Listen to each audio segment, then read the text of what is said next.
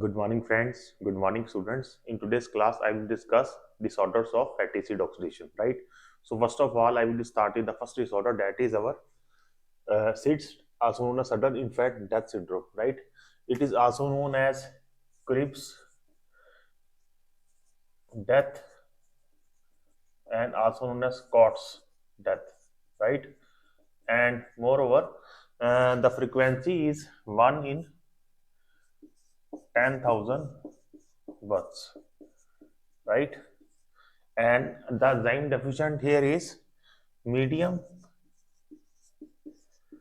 and long chain acyl CoA dehydrogenase, right? So what happens is that glucose is the primary source of energy in infant, right? But when the mother feeds the baby at night, the glucose is depleted slowly and slowly after 3 4 hours, right? And after that, the energy is provided by the beta oxidation, right? But due to blockage in this enzyme, medium chain or long chain acyl CoA dehydrogenase, the beta oxidation will not proceed, right? So due to lack of energy, the baby will collapse at midnight. So it is also known as SIDS or sudden infant. Now I will start with the second disorder, that is known as Jamaican vomiting sickness, right? And it is caused by eating unripe ackee fruit, right? And it contains some toxic amino acid, that is hypoglycine A, right? So this hypoglycine A inhibits this enzyme acyl CoA dehydrogenase, right? It inhibits this enzyme, so there will be blockage in beta oxidation, right?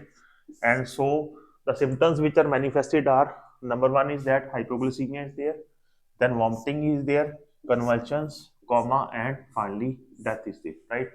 So that finishes with our Jamaican vomiting sickness. Now we'll start with the third disorder. Now the third disorder is methylmalonic acidemia, right? And it is of two types. The one reason is due to deficiency of vitamin B12, and the second is the enzyme, that is methylmalonic coenzyme A mutase, right? But in both the cases, the symptoms are similar, right? So first of all, there is accumulation of methylmalonic acid in blood. The blood levels will increase and it is secreted in the urine, right? And there is metabolic acidosis is there, and which causes CNS damage and retarded growth as well, right? And this is fatal in early years of life, right? So that finishes with our third disorder, methylmalonic acidemia. The premier symptoms are increased levels of methylmalonic acid in blood and urine, causing CNS damage, retarded growth, metabolic acidosis, and it is fatal in early years of life.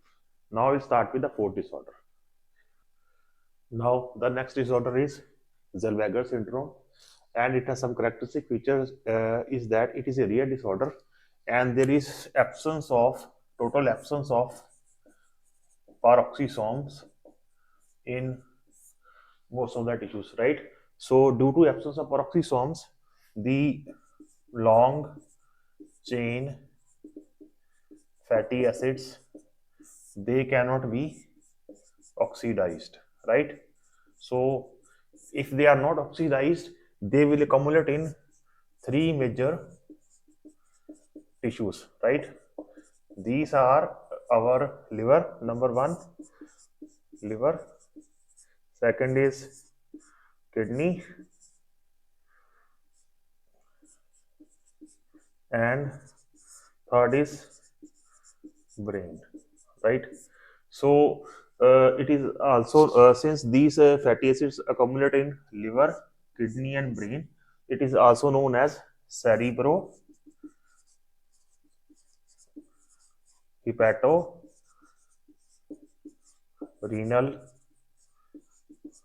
syndrome,